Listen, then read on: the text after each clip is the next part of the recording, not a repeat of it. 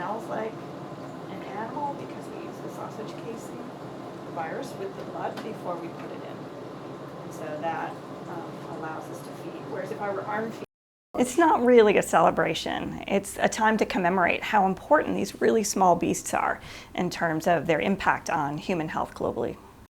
My name is Beth McGraw, and I'm the head of biology at Penn State University. World Mosquito Day is a day that commemorates a discovery in science, and that was the discovery that the Anopheles mosquito is the one that transmits the parasite that causes malaria. So mosquitoes are capable of transmitting all sorts of parasites and viruses that have devastating impacts both on human health but also animal health. Mosquitoes are a really important part of the ecosystem as well. They are food for birds and fish, and some of them are even pollinators. Mosquitoes, particularly males, because they don't feed on blood, only females feed on blood. Males go to plants to get sources of water and nectar, and so they can move that around between plants. That's how they pollinate. So one of the mosquitoes that we're most concerned about is Aedes aegypti and its sister species, Aedes albopictus. And these mosquitoes used to be confined only to Africa, but in the last 400 years, they've really fanned out across the globe. And what we're seeing is that they're moving into areas that used to be more temperate. So as global temperatures rise, these mosquitoes are becoming more successful in areas that they didn't used to exist in previously.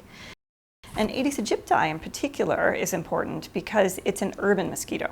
So it loves living where humans are. And as we see humans moving into cities more and more and increasing rates of urbanization globally, this mosquito will be increasingly a problem. And it's also a concern because it transmits more viruses than any other mosquitoes. So it can transmit dengue, Zika, chikungunya, and yellow fever. And that's a lot of pathogens. So there are different ways we can reduce transmission of these pathogens by trying to limit the amount of mosquitoes that are around or that are interacting with us. The first way is to reduce their breeding sites. So mosquitoes, they lay eggs in aquatic environments, and then their juveniles grow up to become adults. So if you have standing water on your property, so underneath pot plants or oftentimes around air conditioning units, mosquitoes can breed in those habitats. So trying to reduce that standing water is something you can do at the level of your household. Individuals can also protect themselves by wearing insecticides, so repellents, those containing DEET are often the most effective.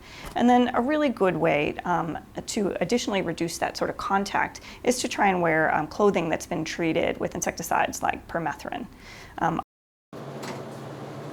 also might feed a cage on my arm that I need to.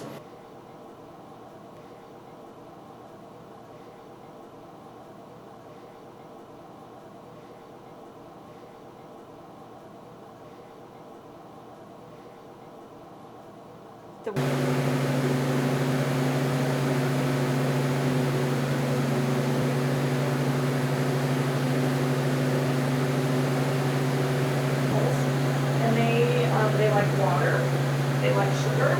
All different species are trying to come in. I've seen it happen where you come in and all. I might do a small Okay. 4 lines, 4 cups. I know. Small dissections. Yeah, just have to, I think that might work. One week. Yeah, yeah. She's not going to